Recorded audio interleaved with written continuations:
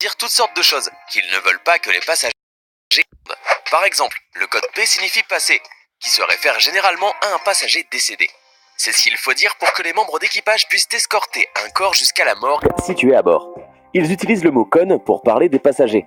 C'est parce que les passagers n'ont souvent pas des jambes faites pour la mer, comme l'équipage, et marchent généralement très lentement et prudemment autour du navire. Cela signifie que la plupart du temps, l'équipage doit marcher autour des gens quand ils essaient d'aller quelque part sur le bateau, afin d'éviter tout incident. Un autre code est V. Vous l'avez certainement deviné, car c'est en fait le même code que celui utilisé à Disneyland. V est synonyme de vomissement, ce qui arrive à beaucoup de passagers qui n'ont pas l'habitude d'être en mer. Ainsi, si vous entendez un membre d'équipage dire le code V sur un emplacement, cela signifie que quelqu'un a vomi et que ça doit être nettoyé. Maintenant, vous serez capable d'entendre toutes les choses qu'ils ne veulent pas que vous sachiez à bord. Et si vous vous retrouvez avec l'équipage dans le bar et leur dites que vous avez dû faire face à un code P aujourd'hui, attendez-vous à une boisson gratuite. Tout compris. La plupart du temps, les navires de croisière proposent une formule tout compris, ce qui signifie que vous payez une fois avant de monter à bord et vous n'avez plus rien à payer pendant votre voyage. Cependant, c'est bien plus souvent un simple slogan marketing qu'une réalité. En effet, il y a beaucoup de choses qui ne sont pas incluses dans une croisière soi-disant tout compris. Vous devez vraiment prêter attention aux petits détails, parce que certaines choses, comme les traitements de spa à bord et les activités pour vos enfants, peuvent coûter cher. Les excursions terrestres au port d'escale peuvent aussi coûter beaucoup d'argent, même si vous choisissez de ne pas descendre du navire. Les pourboires peuvent également constituer une autre dépense cachée. Ils sont crédités sur votre compte tous les jours. Cela signifie que vous n'avez même pas à y penser et que vous pouvez perdre la trace de ce que vous dépensez. Si le navire traverse le canal de Panama, le coût pour la compagnie de croisière est d'environ 300 000 $. Et ce coût est généralement divisé entre les passagers à environ 45 $ par tête. Autre chose, il faut savoir que les navires de croisière ne fournissent jamais assez de papier toilette afin de gagner plus d'argent. Ainsi, si vous avez besoin de plus de papier toilette à bord, cela a un coût. Alors, ne pensez pas qu'il y ait un paiement unique et que vous pouvez vivre librement votre croisière, car ce n'est presque jamais le cas. La prison.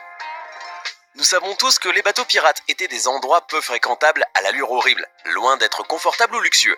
Bien sûr, les bateaux de croisière modernes ne sont pas comme ça, n'est-ce pas? Eh bien, à un détail près, puisque les deux partagent un point commun. Ces navires de croisière ont ce qu'on appelle une brique à bord. Pour celles et ceux qui l'ignorent, une brique est une sorte de prison en mer. Tout comme dans vos villes, les navires de croisière ont des prisons pour faire régner l'ordre. En effet, les croisières pouvant durer des jours et des jours avant d'arriver à bon port, il arrive parfois aux passagers de dérailler. Et oui, il faut dire que les navires de croisière ne sont pas juste synonymes d'amusement. Ainsi, des délits peuvent être commis à bord. Et quand le comportement d'un passager devient totalement ingérable ou qu'il nécessite une incarcération en vue d'une remise aux autorités à terre, il se retrouve jeté dans la brique. Par exemple, si une personne boit trop de cocktails et devient trop bruyante, elle peut se voir placée dans la brique. Il faut savoir que la taille et l'âge du bateau dictent généralement les conditions de cette cellule. S'il est petit ou récent, une cabine située près de l'avant du navire est habituellement assignée pour la brique.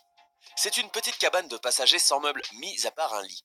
Mais si vous êtes dans un bateau plus grand ou plus vieux, alors la brique ressemblera à une vraie cellule de prison, avec des barres de métal. Rejoindre l'équipage. Quand je dis que vous devriez rejoindre l'équipage du navire de croisière, il ne s'agit pas de postuler pour un véritable emploi à bord. Ce que je veux dire, c'est que vous devriez vous mêler à l'équipage en sympathisant avec. Pour ce faire, pas la peine de jeter un membre d'équipage à la mer et voler son uniforme. Il suffit d'attendre la nuit, lorsque l'équipage du navire est censé ôter son uniforme et s'habiller normalement pour se mêler aux invités et faire la fête. L'occasion idéale pour sympathiser avec le plus grand nombre de membres d'équipage afin de profiter de plusieurs avantages. Le premier étant que ces derniers bénéficient d'énormes réductions et parfois même de boissons gratuites. Donc, si vous la jouez cool et que vous traînez avec l'équipe du bar, vous pourriez économiser un peu d'argent. Sachez aussi que l'équipage du navire a son propre bar privé et beaucoup moins cher. Les membres y vont pour se détendre et obtenir des poissons pour 1 € maximum, ou parfois même gratuitement. Ainsi, si vous vouliez d'amitié avec l'équipage, ils permettent à certaines personnes de descendre au bar privé. Faire connaissance avec l'équipage est aussi une excellente idée, car ils contrôlent tout le navire, vous et tous les passagers. Assurez-vous d'être gentil avec eux et de les marquer positivement. Cela sera un réel atout si vous avez un problème à bord ou si vous avez des ennuis. Piscine privée. Il y a quelques minutes, j'ai cité les différents avantages dont bénéficie le personnel, à l'instar des réductions au bar et même des bars secrets spéciaux. Pourtant, ce ne sont pas les seuls endroits où l'équipage peut aller pour se détendre, puisqu'il dispose aussi d'une salle de repos, comme dans n'importe quel autre lieu de travail, mais qui a quelque chose de particulier. Situé à l'avant de la plupart des navires de croisière, cette chose circulaire est un jacuzzi pour l'équipage. C'est généralement mieux que les bains à remous réguliers dédiés aux passagers, car celui-là est vraiment grand et à la pointe de la technologie. Ainsi, pendant que vous prenez un café et fumez pendant votre pause, les membres de l'équipage peuvent se détendre dans ce magnifique jacuzzi. Le plus drôle est que tout le monde le voit sur les photos de croisière et même quand ils montent et descendent du bateau.